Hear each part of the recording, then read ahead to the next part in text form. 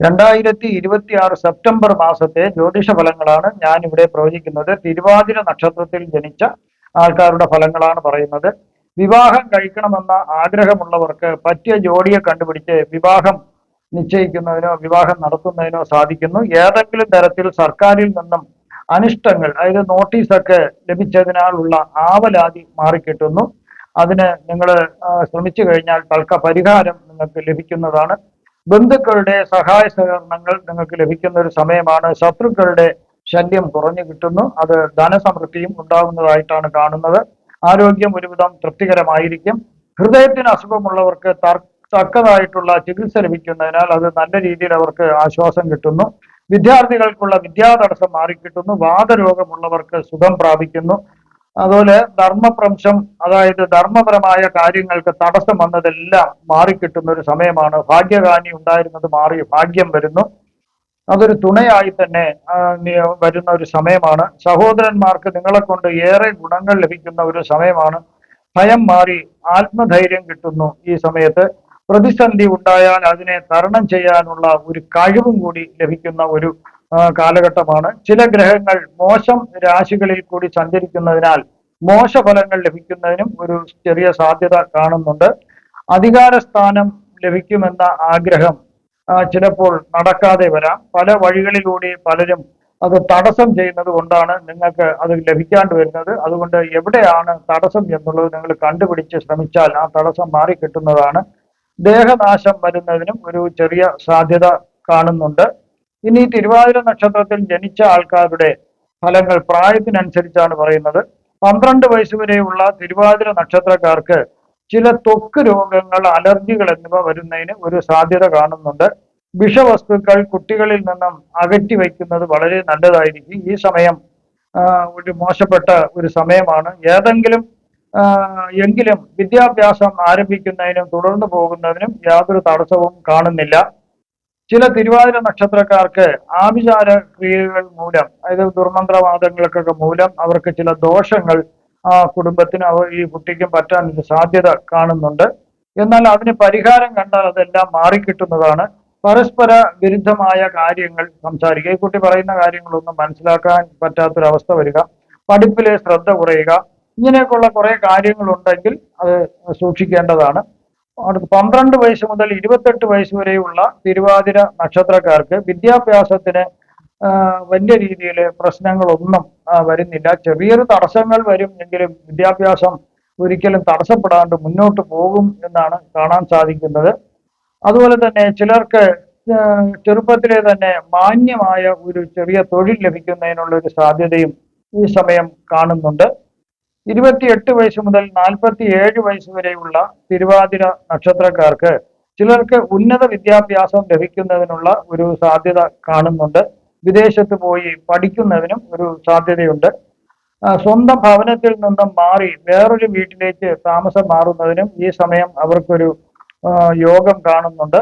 വിവാഹം കഴിക്കുന്നതിനും സന്താന ഭാഗ്യം ഉണ്ടാകുന്നതിനും യോഗമുണ്ട്. ചില സ്ത്രീകൾ നിമിത്തം പുരുഷന്മാർക്കും ചില പുരുഷന്മാർ നിമിത്തം സ്ത്രീകൾക്കും ചില മാനഹാനി സംബന്ധമായ പ്രശ്നങ്ങൾ ഉണ്ടാകാൻ സാധ്യതയുള്ളതിനാൽ പ്രത്യക്ഷമായിട്ടോ പരോക്ഷമായിട്ടോ ഇതിലൊന്നും ഇടപെടാണ്ടിരിക്കുന്നതായിരിക്കും നല്ലത്.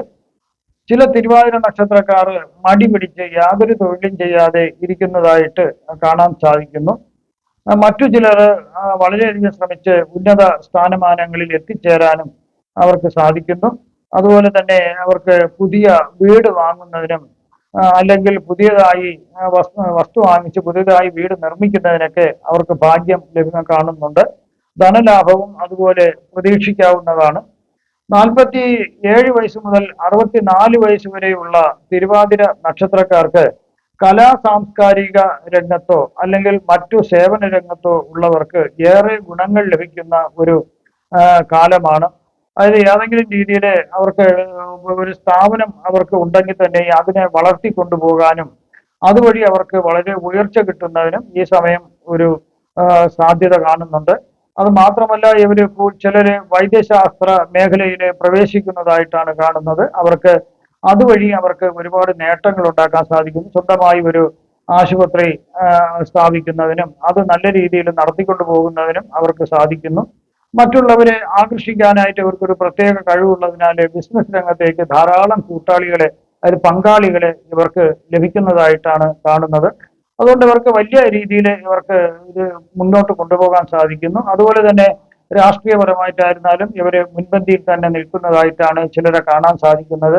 അതുവഴി അവർക്ക് ധാരാളം സുഹൃത്ത് ബന്ധങ്ങൾ അവർക്ക് ആ രീതിയിലും കിട്ടുന്നു. അങ്ങനെ ഇവർക്കൊരു വലിയ ഒരു നെറ്റ്വർക്ക് ഉള്ളതിനാൽ ബിസിനസ് ഒക്കെ ഇവർക്ക് നല്ല രീതിയിൽ നടത്തി ലാഭം ഇവർക്ക് ഉണ്ടാക്കുവാനായിട്ട് അവർക്ക് സാധിക്കുന്നു. ഇതിൽ ചിലരാകട്ടെ അവര് പിന്നെ വൈദ്യശാസ്ത്ര രംഗത്ത് തന്നെ ഗവേഷണ മേഖലയിലേക്ക് തിരിയുന്നതായിട്ടാണ് കാണുന്നത്.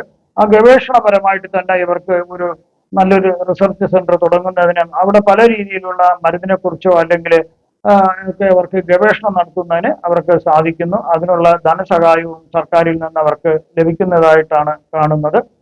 അതുപോലെ ഇവർക്ക് ഇഷ്ടപ്പെട്ട ഒരു വാഹനം വാങ്ങുന്നതിനും ഇവർക്ക് യോഗം കാണുന്നുണ്ട്. അവർക്ക് നല്ല രീതിയിൽ അവർക്ക് യാത്ര ചെയ്യുന്നതിനൊക്കെ അവർക്ക് ഒരു ഇഷ്ടപ്പെട്ട ഒരു വാഹനം അവർക്ക് സ്വന്തമാക്കാനുള്ള ഭാഗ്യം അവർക്കുണ്ട്.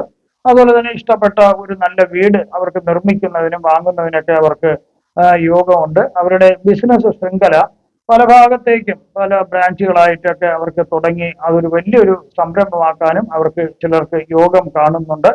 അതുപോലെ തന്നെ ഇവർക്ക് വിദേശ രാജ്യങ്ങൾ സന്ദർശിക്കുന്നതിനും അവിടെ ഇവർക്ക് തൻ്റെതായിട്ടുള്ള വ്യാപാര ശൃംഖല പടുത്തുയർത്തുന്നതിനും അവർക്ക് കഴിവുള്ള ഒരു യോഗമാണ്. എന്നാൽ ഇതിൽ ചില, ഞാൻ നേരത്തെ പറഞ്ഞ പോലെ ചില തിരുവാതിര നക്ഷത്രക്കാർ മടി പിടിച്ച് യാതൊന്നിനും പോകാണ്ട് ഇരിക്കുന്നതായിട്ടും കാണുന്നുണ്ട്. അത് അവരുടെ ജനന സമയത്തുള്ള ആ വ്യത്യാസം കൊണ്ടായിരിക്കാം.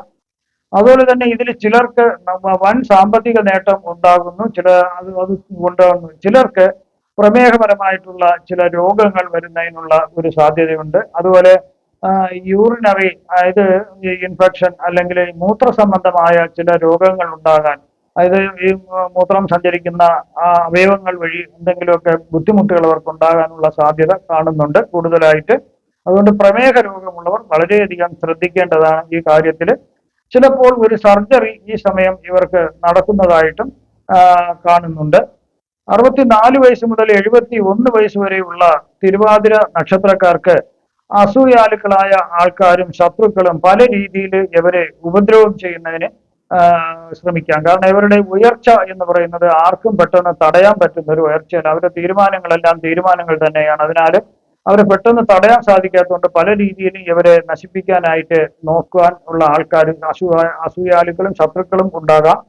ഇവരുടെ വസ്തുവകകൾ, സ്ഥാപനങ്ങൾ മുതലായവ കൊള്ളയടിക്കുക, നശിപ്പിക്കുക, അല്ലെങ്കിൽ അതിനെതിരെ ഏതെങ്കിലും ഒരു ദുർവ്യാഖ്യാനം നടത്തി ഏതെങ്കിലും രീതിയിൽ ഒരു കിംവദന്തിയൊക്കെ ഉണ്ടാക്കി അതിനെ നശിപ്പിക്കാൻ നോക്കുക എന്നുള്ളത് ചില തൽപര കക്ഷികൾ അതിലേക്ക് വേണ്ടി ശ്രമിച്ചെന്ന് വന്നേക്കാം. അതുപോലെ തന്നെ ചതിവിലും വഞ്ചനയിലും പെടുത്തി ഇവരെ ആക്രമിക്കാനായിട്ടും ശ്രമിച്ചേക്കാം. ഇവരെ കടത്തിക്കൊണ്ടുപോയി പല രേഖകളിലും ഒപ്പിട്ട് ഇവരുടേതായിട്ടുള്ള പലതും സ്വന്തമാക്കാനായിട്ടും ഒരു ശ്രമം നടന്നുകൂടായികയില്ല. അതുകൊണ്ട് വളരെ ശ്രദ്ധിക്കേണ്ട ഒരു കാലഘട്ടമാണിത്. 71 വയസ്സ് മുതൽ മുകളിലോട്ടുള്ള തിരുവാതിര നക്ഷത്രക്കാർക്ക് കഴിഞ്ഞ കാലങ്ങളിൽ അവർ കുറച്ച് കഷ്ടപ്പാടായിരുന്നു. അവർ വൈദ്യ സഹായം ധാരാളം, അവർക്ക് പല രീതിയിൽ ആരോഗ്യ പ്രശ്നങ്ങൾ ഉണ്ടായിരുന്നു, മോശമായ ആരോഗ്യ പ്രശ്നങ്ങൾ ഉണ്ടായിരുന്നു, ശത്രുക്കളിൽ നിന്നുള്ളയും അസൂയാലുകളുടെയും ആക്രമണങ്ങൾ ഉണ്ടായിരുന്നു. ഇങ്ങനെ പല പ്രശ്നങ്ങളും ഉള്ളത് എല്ലാം മാറിക്കിട്ടുന്ന ഒരു സമയമാണ് അവർക്ക്. അവർക്കെല്ലാം ആ ചതുവിലും വഞ്ചനയിൽ നിന്നെല്ലാം അവർ രക്ഷപ്പെട്ടു വരുന്നു. സമ്പത്തും ഐശ്വര്യങ്ങളും അവർക്ക് ധാരാളം ലഭ്യമാകുന്ന ഒരു സമയമാണ്. മനസമാധാനം തീർച്ചയായിട്ടും അവർക്ക് ലഭിക്കുന്നതാണ്. ചില തിരുവാതിര നക്ഷത്രക്കാർക്ക് ഒരു സർജറിയും കൂടി ഈ സമയം വേണ്ടി വന്നേക്കാം. 1-2 സർജറി ചിലപ്പം ഈ സമയം നടത്തേണ്ടതായിട്ട് വന്നേക്കാം. അത് കൂടുതലും ഈ സമയം കാണുന്നത് അസ്ഥിയെ സംബന്ധിച്ചുള്ള ഒരു സർജറിയാണ് കാണുന്നത്.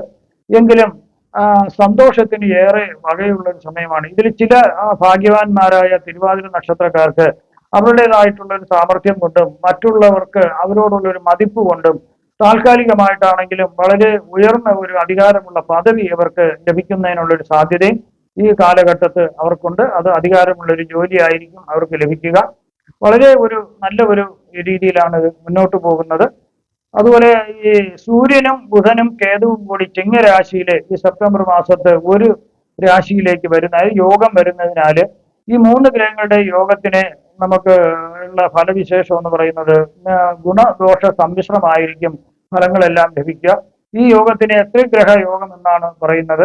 കരിയറിലും ബിസിനസ്സിലും ആദ്യമൊക്കെ എന്തെങ്കിലും ഒരു തീരുമാനമെടുക്കുമ്പോൾ അതിന് ഒരു കാര്യം നടപ്പിലാക്കാൻ പോകുമ്പോൾ അതിന് ഭയങ്കര തടസ്സങ്ങൾ ഉണ്ടാകാം.